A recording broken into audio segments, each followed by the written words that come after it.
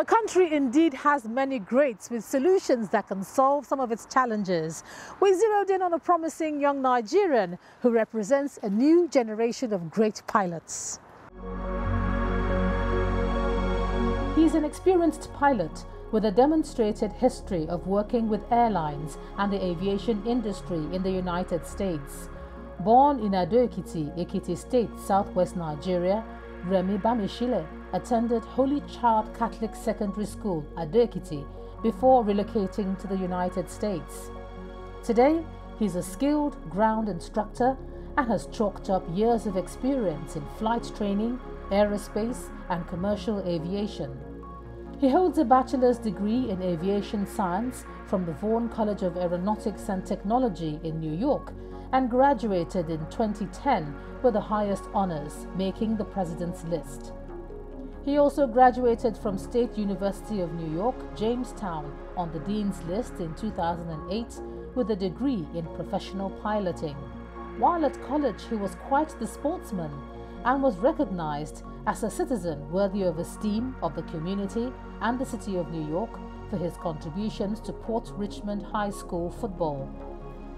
In 2008, he received the Scholastic Leadership Award from the United States Navy for exhibiting outstanding leadership and good judgment. He trained with Republic Airways Indianapolis, Academy of Aviation, Farmingdale, and Vaughan College, Flushing, New York.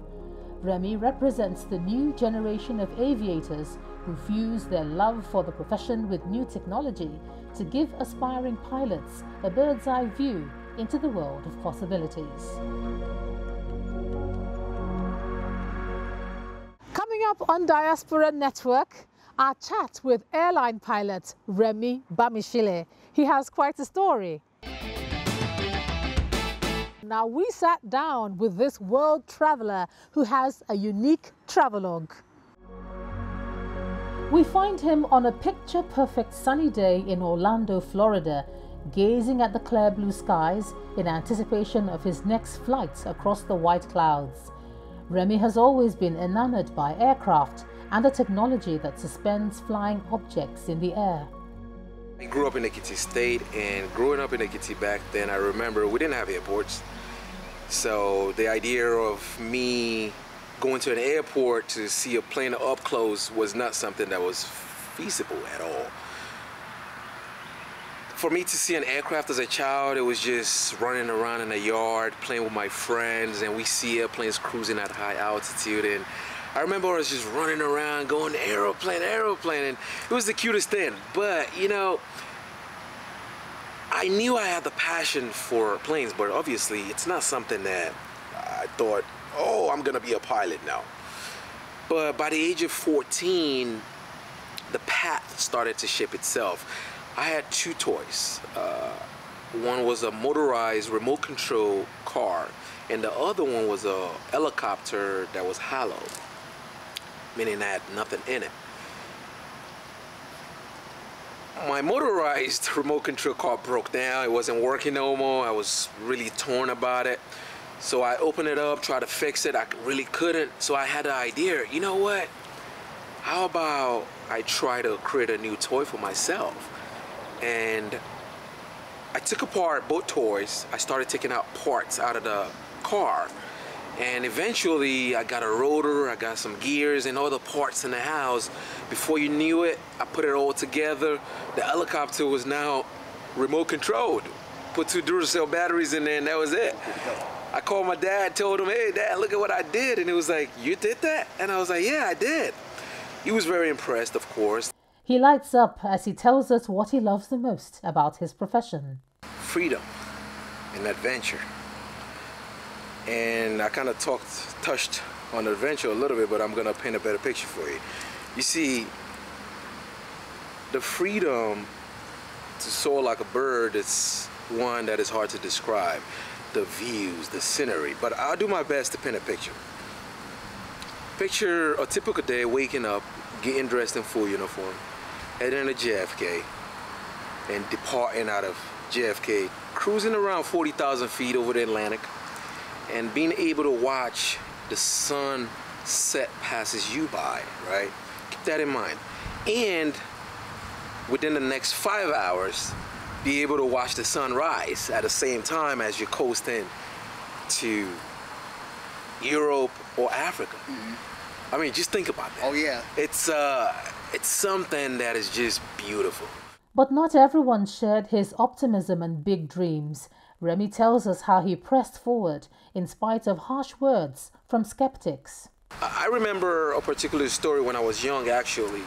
My father brought a friend of his who was a Nigerian Airways retired pilot to the house to talk to me when I decided I wanted to be a pilot. And this man came. I don't remember much about the things he said, but I do remember it was very negative about a few things. Yeah, in America, you know, being a black person, it's just going to be very hard making it as a pilot. And so here I am thinking, here's this decorated Nigerian captain who came to America who can't even get a job.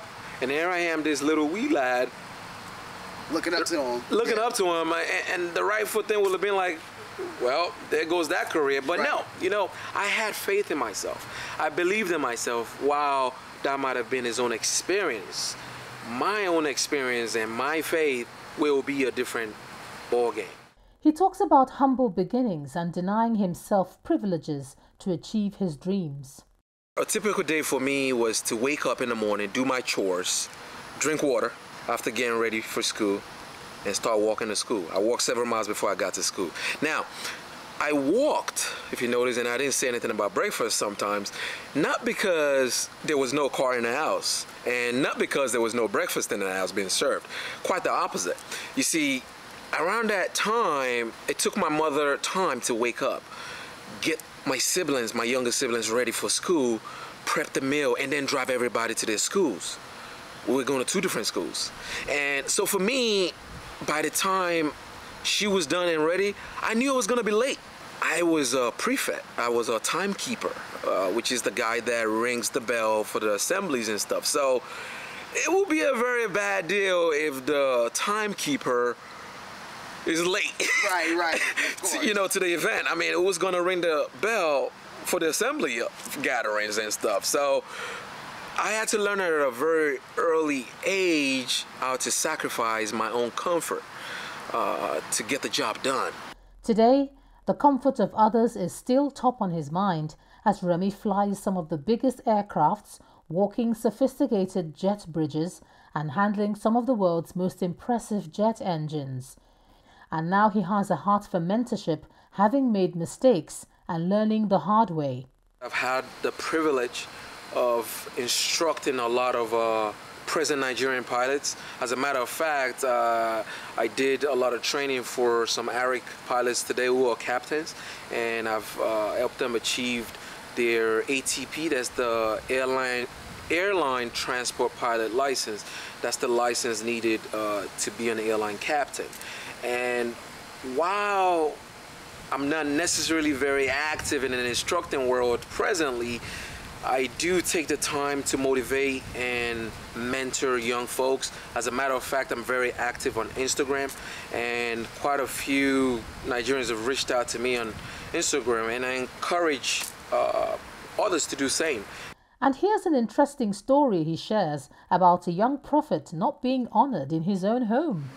After I got my private pilot license, I did a flight from school to go visit my family in New York, and I remember trying to get my family members to go flying with me in my little 4-seater airplane that I brought home. And I had a conversation with my dad, and I said, "Hey, Pops, I'd like for you to come and fly with me." And he looked at me and said, because he picked me up at the airport, and he goes, "Yeah, I'm not gonna fly with you in that then." Right. But I promise someday I know I am gonna fly with you. I was disappointed, you know, but instead of being upset, I said to myself, you know what? I understand what this man is telling me. The job is not done. At that point, I was working on my commercial pilot certification, and I went back to school, finished up my commercial certification, and eventually I had the opportunity, after getting a job flying a 70-seater Embraer jet, to fly my father from New York City to Washington, D.C. Remy now has full stripes, flying a major U.S. carrier, and is regarded as very accomplished. but he never fails to fly the Nigerian flag wherever he goes.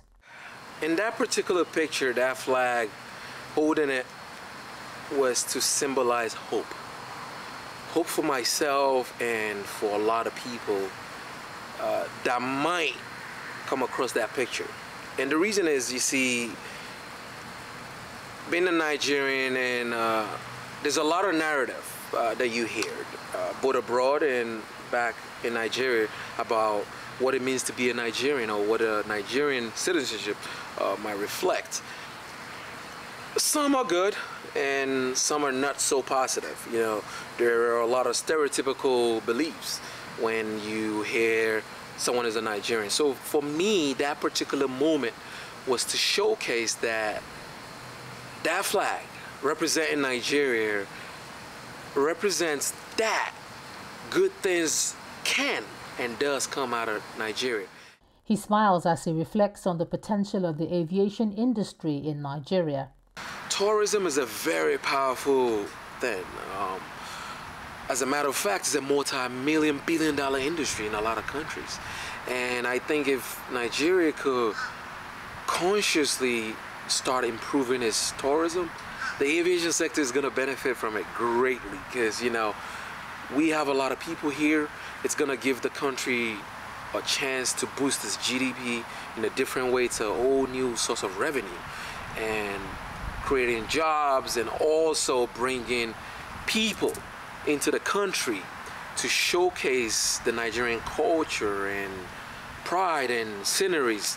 So I think if the country make a subconscious effort to promote tourism, the aviation industry can definitely benefit from that greatly.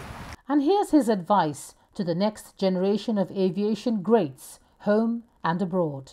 Hard work, tenacity, faith, and hope. Hard work is needed in just about anything you do. You work hard early, that way you can work smart later. If you work hard, that's gonna be the driving force that propels you as you go in your career of choice.